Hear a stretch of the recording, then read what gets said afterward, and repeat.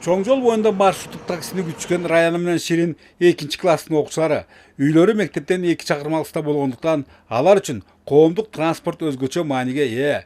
Тилекке каршы Нарын шаарында дал ушул жагдай алегиче толук кандуу чечилбей, сабактан калмай же кечикмей көндү менен көрүнүшкө айланган.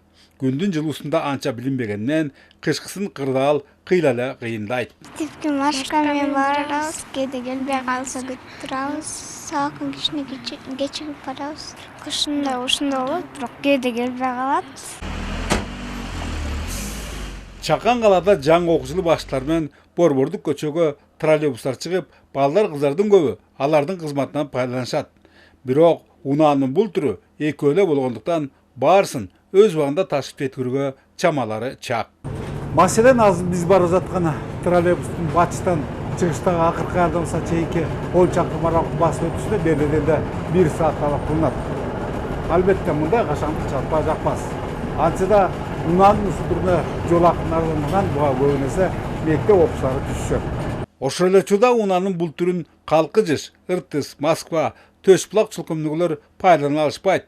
Анткени ал аймактарга троллейбус линиялары тартылган эмес.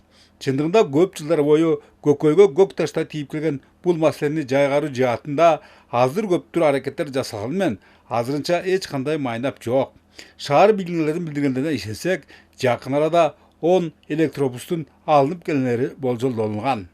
Электроавтобустарга республиканский бюджеттен акча которулуп бөлүнүп берилген. Акыркы срок 16 октябрда келип уже бияка туруп калыш керек. 5 электроавтобустар. Ал зарядкалаган ошол компания мойнуна алган. 3 зарядка алып келип берет. Бирөө бат зарядтама, экөөсү болсо жай зарядтама. Аны өздөрү алып келип туруп бияка орнотушат. Кайсы кесипти тандадыңар? Ошол Унаа көйгөйү аз келенсип айрым предметтер боюнча окуу китептердин жоктугу да билим деңгээлинин сапатына көлөкө түшүрүүдө.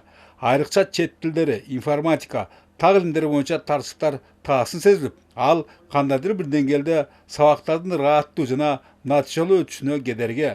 Калыстык иретинде мектеп китепканаларында эскилери бар экендигин белгилейли.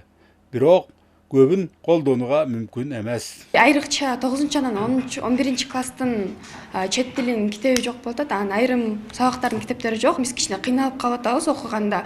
Дүкөндөрдө болгон китептерди алып окуйбуз, өзүбүздүн акчабыздан алып. Но мектеп берсе андан да жакшы болот деген ойдомун. эски китептер менен окуп атабыз, бирок эски китептеги программалар бул жаңы китеп менен биздин программабыз менен жакшы төп келбей калат да. Ошон үчүн азыр балдардын колунда да бул китеп жок, саттыкта да жок бул китеп. Иштелип атат азыркы кезде. Өзгүчтөр баамдагандай жаңы окуу жылы башталып башталбай, теңир толук мугалимдер менен окуучулардын түйшүктөрү түмөн. Андыктан азырынча билим берүү тармагында телегейибиз тегиздеп көкүрөк кагып мактанууга негиз аздай. Бөлөкбай Шеримбеков, Бакыт Самсакунов, ЛТР, Нарын.